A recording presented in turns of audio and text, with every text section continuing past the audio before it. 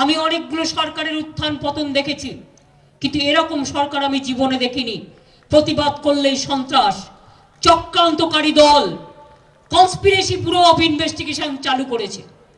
চক্রান্ত করলেই পেছনে একটা ব্যাক অফিস তৈরি করেছে। আপনারা জেনে রাখুন, ইন্ডাস্ট্রিরা যারা আছেন, আমি যখন আপনাদের ইনফরমেশন দিচ্ছি, it is my I am told, এদের জন্য একটা ব্যাক অফিস তৈরি করে রেখেছে। আপনার ডকুমেন্ট দিতে পারছে না, কিছু দিতে পারছে না, হিউমিলিয়েট করবার জন্য লিখিয়ে নিচ্ছে অমুক দিন ও এটা করেছে, কিন্তু তার কোনো ডকুমেন্ট নেই। বাংলা থেকে উড়িষ্যায় নিয়ে যান, দিল্লি নিয়ে যান, মুম্বাই নিয়ে যান, আর উত্তরপ্রদেশে নিয়ে যান, কোনো যায় আসে না, সবটাই আমাদের দেশ। বাট মোদি বাবু, আপনি যেদিন ক্ষমতায় থাকবেন না, ভারতবর্ষের মানুষ আপনাকে কি করবে আপনি সেটা নজরে রাখুন।